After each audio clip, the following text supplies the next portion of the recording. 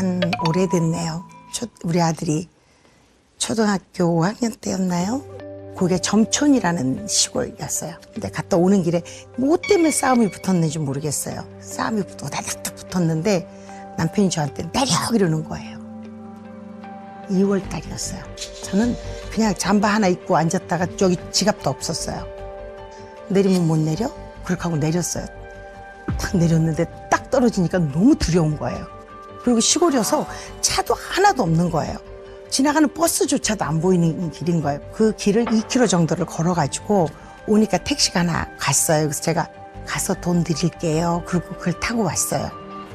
이렇게 됐었던 그날은 아, 내가 참 불행하다. 내가 이렇게 버려질 수 있겠구나라는 생각을 했었던 것 같아요.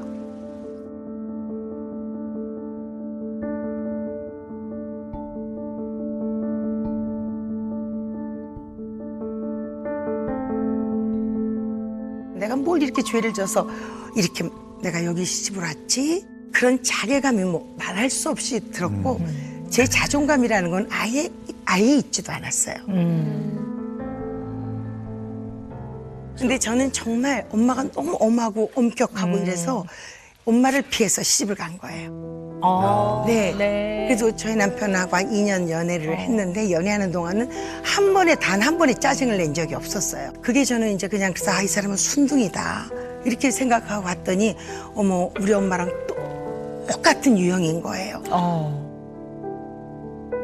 친정애를 제가 가서 좀 누워있고 싶고 위로받고 싶어도 우리 엄마도 똑같으니까. 여기에도 어쩔 수가 없고 여기도 얼굴을 들 수가 없고 그러니까 남편이 마침 제가 보기에 쟤는 내가 아무리 스트레스를 줘도 최소한 집 밖을 나가진 않아.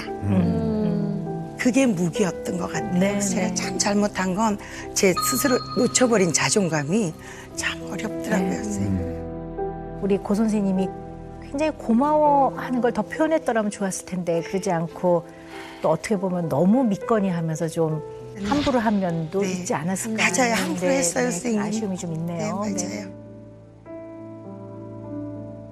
우리 어머니께서는 이제 부인과 의사셨지만 밥도 하셨잖아요. 우리 엄마는 2개 다 했어. 이게 저를 제일 힘들게 만드는 거예요. 저도 열심히 살고 열심히 여태까지 이렇게 내 힘으로 여기까지 왔는데 늘 그 일은 남편 밑이어야 하는 거예요. 근데 이건 늘 어머니하고 아버님하고 이 아드님하고 또 시누이도 이제 의사였으니까 대화를 하면 그들 넷에 대한 공통 대화예요. 근데 저는 그 시간에 진짜 주방에 서서 식탁에서 얘기를 하시면 전 밥을 해요. 그랬던 것들이 이제 남편에 대한 의식이 이렇게 됐나 하는 분함도 있죠. 선생님. 시댁에서 함께 하는 동안은 제가 저의 능력은 그냥 저 가족들의 밥을 하는 데만 쓰이는 거구나. 제가 너무 막 맛있게 저는 신나서 해놓으면 우리 어머니는 얘 들크네 이렇게 얘기를 하시고 근데 그러니까 제가 이제 시댁에서 나올 때도 어머니는 그냥 얘 고추장 항아리 어디다 뒀니? 너 그거 싣고 가니? 막 이렇게 저한테 그러셨고 늘 저는 얘기할 때 어떤 얘기를 해도 제 생각은 이거예요. 이렇게 말씀을 드렸어요. 근데 우리 어머니는 되바라졌다고 그러시더라고요. 근데 이제 제가 처음 결혼해가지고 첫날 며느리니까 아침에 이제 문안을 드리고 한복을 입고 밥을 푼다고 제가 이렇게 서 있었을 때 어머니가 예, 밥은 내가 푼다 그러시더라고요. 그래서 그 옆에 제가 딱 가서 이렇게 서 있었어요. 어머니가 밥을 이렇게 푸시더니 너희 아버님 진지야. 그래서 이렇게 얼른 갖다 놓고 또 와서 딱 서 있었어요. 이건 내 밥이다 그러시길래 네 어머니 이렇게 하고는 이제 갖다 놨어요. 그다음에 애들 아빠 밥을 푸고 그러면 제가 그 집의 맏아들의 며느리니까 지금까지의 나는 이제 내 밥 차례잖아요. 근데 어머니가 밥을 얘만큼 뜨시더니 너희 신우 밥이야. 이렇게 얘기를 하셔요. 그리고 나서 그다음에 나무 주걱이었나 봐요. 거기에 밥알이 덜덜 막 붙었는데 그걸 어머니가 이렇게 뜨는 척을 이렇게 하시더니 그 밥의 주걱을 제 앞에서 쓱 긁어서 이렇게 주시는 거예요. 근데 제가 얼른 메시지가 딱 오는 거예요. 너 까불지 마. 너란 존재는 우리 집의 순위가 이거야. 이렇게 얘기를 하시는 거예요. 저런. 이제 밥을 앉아서 먹으면서 내가 남편을 이렇게 볶아술처럼 내 밥 왜 이렇게 생겼냐. 그게 눈물이 톡 떨어지더라고요. 그랬더니 남편이 우리 집은 밥 먹을 때 말 안 한대요. 어머. 그렇게 얘기를 해요. 그래서 첫날 시집 온 새색 씨가 밥상 앞에서 우울하면 안 되잖아요. 그래서 이제 밥을 먹는데 어머니가 콩나물 이렇게 드시더니 콩나물 남은 국물을 비싼 양념이야. 이것도 버리는 거 아니야. 그래서 제 밥에다 훅 붓는 거예요. 어머나.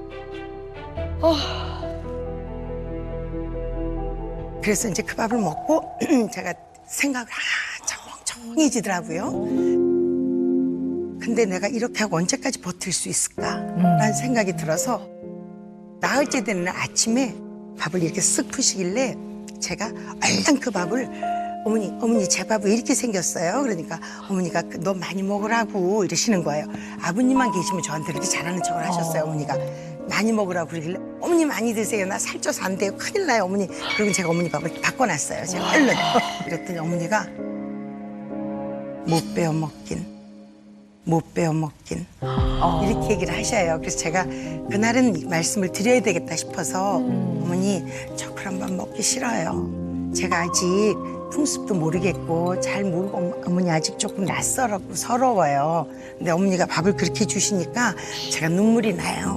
그랬더니 어머니가 네가 밥 먹고 사는 집 딸이라서 싫다.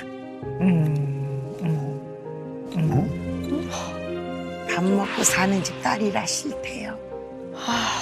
근데 어머니가 그러시면서 너하고 결혼하겠다고 할 때 내가 충격이었어. 미나이가 결혼하자는 데가 너무 많았다라는 거죠. 의사 선생님도 계셨고 또 우리 아가씨 그 친구가 있었어요. 그분은 소아과신 분인데 그렇게 그 엄마가 하자는 그 엄마도 소아과 의사였대요. 그 집하고 했어야 돼.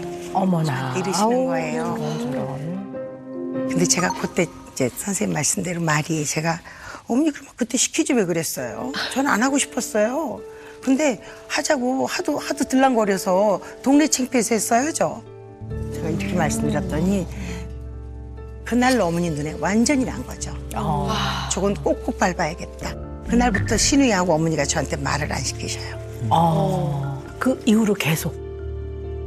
네, 한 1년 정도 그랬던 것 같아요. 1년. 같이 사는데. 네. 같이 사는데, 네. 그때 그럴 때부터 이렇게 남편들이 힘이 좀 돼주잖아요, 기둥이. 내 편이 좀 돼주고. 그게 그때 환경이 이제 3년 차 올라가고니까 정말 그때는 정신 없을 때니까 집에도 뭐 이틀에 한 번 뭐 이렇게 오니까 정말 너무 그게 다행이었어요. 그때 제가 아무리 남편한테 또 막 조잘조잘했으면 어머니하고 남편 관계는 또 어찌 같이 사는데 어떻게 됐겠어요. 그러니까 그냥 그렇게 지난 게 이제 가만히 입 다무는 게 습관이 된 거죠. 보니까 남편분한테만 인정을 못 받은 게 아니라 그 중요한 가족인 네. 시어머니 네. 그리고 또 뭐 시누이 이런 분들한테도 그냥 인간 이해종으로서의 어떤 기본적인 인정, 네. 존중 이런 것들을 충분히 못 받으신 면이 있긴 있네요. 맞아요. 네. 맞습니다. 그 당시에는 정말 많이 힘드셨을 것 같아요. 좀 마음이 어땠을지 좀 그 마음을 좀 들어보고 싶습니다. 뭐라고 할까요? 지금도 너무 가슴이 아픈 건 시댁에 같이 살 때 이렇게 식탁 안에서 아버님, 아가씨, 뭐 시동생 다 식사를 하시잖아요. 저는 그러면 빨리 일어나라는 말씀은 못 드리고 애라도 좀 안아주지. 지금 서서라도 밥을 먹을 텐데 너무 배가 고프잖아요. 저도. 근데 어머니도 식탁에 앉아 그냥 신문 보고 계셔. 신우이도 거기 앉아서 그냥 신문을 보고 앉았어요. 그런데 그 밭 애를 업고 걸레를 들고 어머니하고 신우이가 다리 꼬고 앉아서 이렇게 다리 흔들면서 보시는 신문 밑을 제가 기어다니면서 떨어진 밥풀을 닦을 때 그때만 제가 생각을 했어요. 두고 보자. 이 또한 지나갈 거지만 보자. 그땐 제가 독을 품었었던 것 같아요. 애가 하나 낳았을 때는 이거 하나만 놓고 마무리하자. 뭐 이런 생각도 했고 그래도 또 하나가 났어요.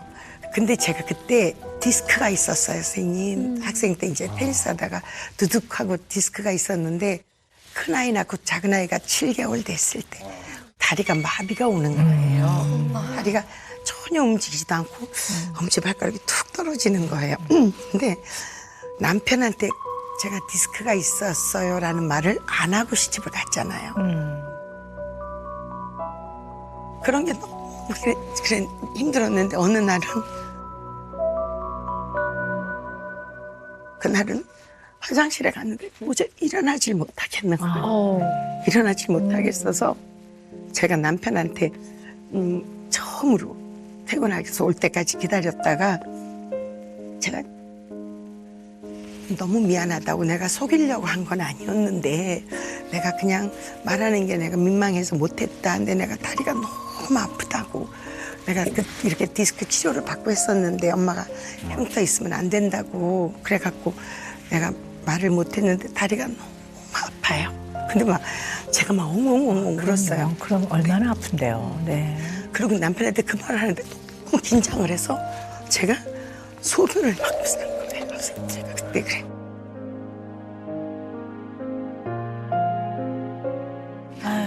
그랬더니 정말 남편이 처음으로 너무 놀란 얼굴을 하면서 아이를 이렇게 우리 중구를 띄어서 엄마 애 좀 봐. 그렇게 하고는 학교에 연락을 해서 저를 진짜 들쳐업고 이제 옆에다 놓고 운전을 해서 이렇게 병원을 데려가면서 남편이 눈에 눈물이 뚝뚝뚝뚝 한 거예요. 이 지경이 되도록 말을 못했어. 네가 이렇게 살고 있었어? 이렇게 얘기를 하는 거예요. 그래서 네가 속인 거 아니야. 응? 말했으면 더 좋았을 걸. 내가 엄마한테도 얘기했으면 최소한 엄마가 너 이렇게 힘들게는 안 했을 텐데. 그렇게 그때 위로를 받아본 것 같아요. 그래서 그때 이제 병원에서 제가 수술을 하고 8시간 만에 깨어났대요. 선생님 수술을 5시간인가 이렇게 했는데 너무 가슴이 아팠대요. 남편이 그때. 이제 그러고 나서 남편이 애도 좀 봐주고 뭐 이제 엄마한테도 엄마 얘 다리 아파 이랬는데 11월 달에 제가 수술을 했는데요. 그때가 김장철이었어요, 선생님. 근데 선생님께서 저한테 최소한 2주일은 움직이면 안 돼. 당연하죠. 네, 움직이면 안 돼 했는데 딱 일주일 되는 날 어머니께서 저한테 김장해야 되니 김장떡 시쳐라 그러시더라고요. 일어나서 그걸 씻는데 정말 죽을 것 같더라고요. 남편이 막 퇴근해서 왔는데 김장하를 제가 2접시씩 막 이렇게 했으니까 남편이 죽으려고 너 이러는 거냐고. 엄마 얘 수술한 거 알잖아. 왜 이러는 거야? 막 처음으로 엄마하고 아들하고 막 싸우더라고요. 그러니까 그것도 전 너무 불안한 거예요. 이 뒷감당을 내가 또 어떻게 해야 되나? 남편하고 엄마 사이가 이렇게 되면 난 이거 어떡하나? 선생님 그다음부터 저는 더 숨을 죽여야겠다 이런 마음이었어요.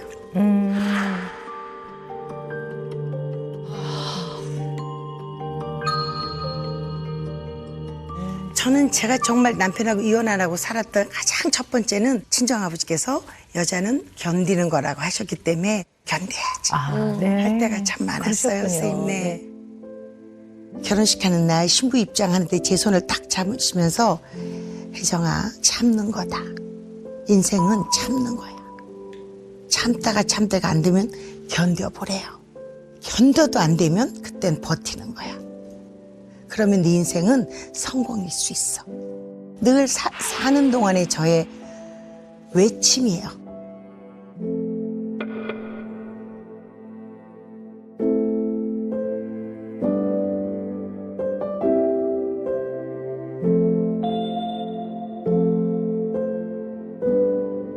저희 아버지가 아주 고생하면서 사는 분인데 저를 낳고 처음으로 이태리 유학을 가서 그 나라에서 주는 그 장학금을 받고 가셨는데 그걸 아껴서 저를 딸이라고 제가 낳았을 때 털코트를 하나 사보내신 거예요. 그걸 이제 아버지가 사기 위해서 뭐 스파게티 하나 사서 집에 반 가져와서 드시고 반 드시고 이렇게 사셨는 거예요. 그런 내가 이렇게 아버지 배반하면 이건 안 되지.